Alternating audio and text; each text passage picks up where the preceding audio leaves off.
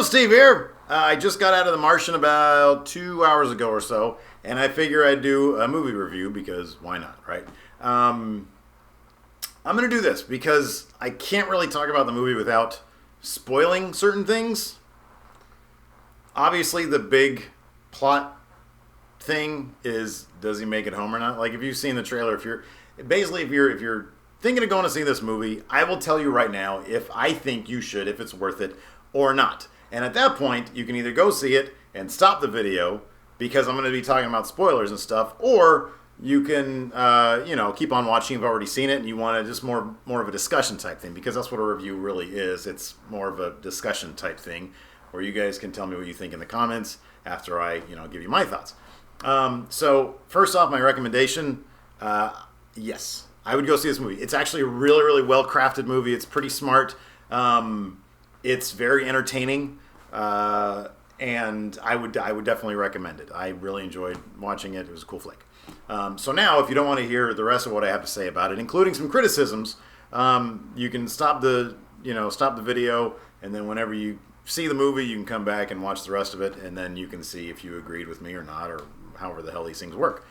So first of all, we'll use the Steve and Larson method of hit or shit, and in which I'll tell you which parts I thought were hits, and then which parts I thought were shit. And when I say shit, that word in this case is a bit harsh because there was nothing that was sort of overwhelmingly, holy crap, this makes this a crappy movie. It was just there were certain things that I thought probably could have been handled more effectively. But first of all, I'll tell you what I liked about it. I liked a lot of stuff. Number one, I'm a nut for space movies, but that's my own personal thing. I'm a big fan of problem-solving movies like this. The closest movie I can think of that sort of is thematically and plot-wise a lot like is Castaway, the Tom Hanks movie from like years ago. Thematically, it's very, very similar. But in this case, in that case, you're dealing with problems that are like, oh, how do I start a fire? And there's a big celebration over it. In this case, kind of to its detriment, which I'll talk about in a sec, the problems are very sophisticated and very technical because the guy is literally stranded on Mars. And so, from what I've read online anyways, the science in this movie, in the writing, is very accurate, which I think is really cool because that shows a lot of research and a lot of thought and a lot of time has gone into this. And those kind of things I think are often underappreciated in movies. An example of this recently is Intergalactic. It's called Intergalactic? The fuck was that movie called? Was it called Intergalactic? I don't know, with Matthew McConaughey. Interstellar. It was called Interstellar. A recent example of this can be seen in Interstellar, where, how do I put this? The science was, from what I understand, sort of correct to a point, but because like what happens in a black hole is mysterious, there was too much fiction in the science in Interstellar from my liking.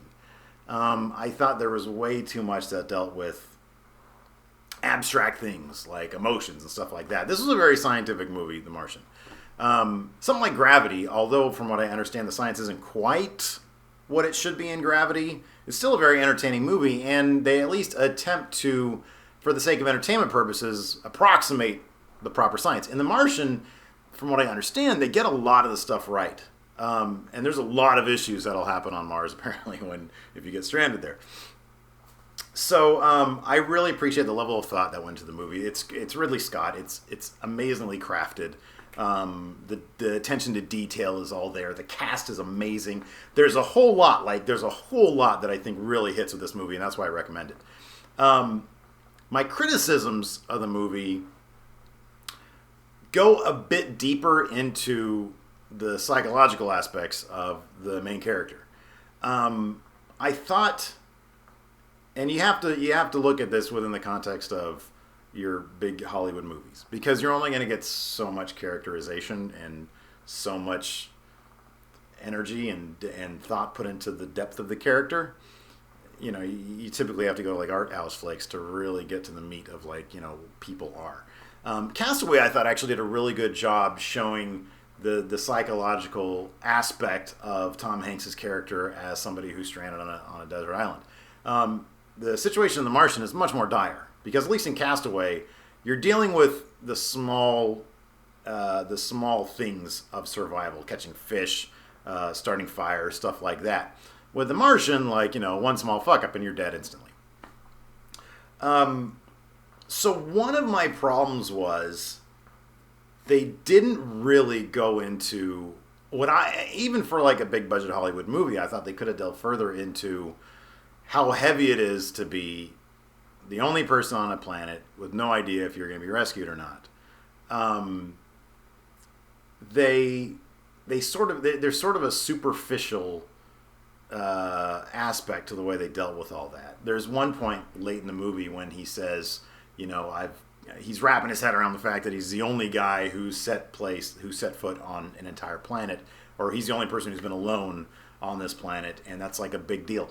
And it's such almost dealt with in like a throwaway manner. I thought that was a really interesting statement. I was like, oh man, are they going to delve further into this? And they didn't really. Further, like he's there for, I think, 500 days or something like that, which is a really long time. It's like over a year to be by yourself. And there are a couple small moments when you sort of see it emerge, but it never really gets to the meat of it. It's all like, well, I have to solve this problem. It's solved. I celebrate. I have to solve this problem. It's solved. I celebrate. Setback. Then things get dire, but then everything's... The problem is, I think one of the problems is, and this is sort of my second issue with the movie, is that there isn't a lot of space for tension. In that, this kind of movie, the ending is a foregone conclusion. Like, spoiler alert, but I'm telling you right now, spoiler alert. I'm going to tell you how the movie ends right now. So if you don't want to hear that, I'm going to give you 5 seconds to turn the thing off because you should be able to do it in 5 seconds. 1, 2, 3, 4, 5. He gets home. Okay, he gets home. That's kind of a foregone conclusion in this kind of movie. You've seen the trailer. If you know anything about movies, you know that the good guy's going to get home. Like, that's not an issue. And further, his whole crew, spoiler alert, decides to go back and save him when they're given that option as something they could do. So you also know that they're not going to die. Nobody there is going to die because they're bringing this guy home. And if anybody dies, that sort of defeats the purpose of bringing him home. So the tension that should be there isn't, because you kind of already know everybody's going to be okay. Now, they try to throw some plot twists in there that ramp up the intensity a bit. The first shuttle they sent for like supplies or whatever, they don't go through the proper inspections and it ends up blowing up, on launch. Oop. Sorry, that was my phone. But then, it's immediately solved. These are like big things that they can't plot their way around because they're so big. And that's kind of the problem, is that there isn't a whole lot of tension in the movie for something that should be a really, really tension-filled scenario. One of the conceits of the film is that the dude is that Matt Damon, Will Hunting, is a botanist. And they even sort of, they make a joke at that conceit, because he literally says to the camera, good thing I'm a botanist, because now I can figure out how to make food. Well, if Michael Peña's character, one of the other astronauts, was stuck there, we would have a whole other problem on our hands, because he's probably not a botanist. He's not going to be able to make food. So there are certain conceits of the film has to say, you know what? He's a botanist, so he can actually do this. But at the same time, that same character, which is kind of the problem I have with the movie, knows how to do like everything else. He knows how to rig the electrical systems. He knows how to do this. He knows how to do that. He knows a lot more. It's like, what can this guy not do? It's kind of like MacGyver in space. Like, what can this guy not do?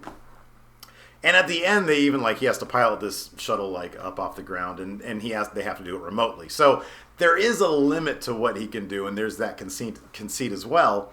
But that was kind of an issue too, is that, you know what, it's a good thing he's a botanist, because now he can make potatoes. But I mean, that's just, otherwise you're not going to have a movie if you don't do that.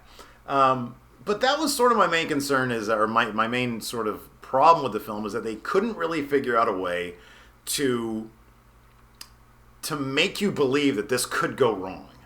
I mean, a lot of things in the movie do go wrong, but you always know he'll be fine. And because of that, it's kind of a bummer to me that they didn't delve more into the psychological aspects of him being there for such a long time and enduring all these problems left and right. I think that could have created so much more of the tension. Not do they get him back home, is are they going to get him back home in one piece psychologically? And that's something I think could have made it a much more powerful thing. And I think that's something that Castaway was a bit more successful with. Again, I'm sort of comparing it to Castaway because it's the only movie I can really think of that goes into the same territory. And so those were sort of my gripes with the movie. I thought that there could have been a much more, they could have dived a lot more into his psychological aspects, and that probably could have created a lot more of the tension in the movie. But it's a Hollywood movie, it's a mainstream movie, it's making all sorts of money, and that sort of wasn't the point I think that they were trying to do with it, which is fine. I just think it could have made it a bit more powerful of a movie. Anyways, I rambled on for about 10 minutes or so, and I hate when these things go on and on and on. So I would definitely say, go check it out. It's a cool flick. Let me know what you thought about it in the comments, if you had problems with it, if you agreed with my points, if you didn't. These things are always cool because, you can start up a discussion about something that, I actually think is worth discussing. So anyways, that's my review of The Martian. I don't really have a sign-off. I'm just going to say goodbye. I'm going to science the shit out. I'm going to edit the shit out of this now. I'm going to science the shit out of this thing. I don't know. I tried to put something in there for the movie.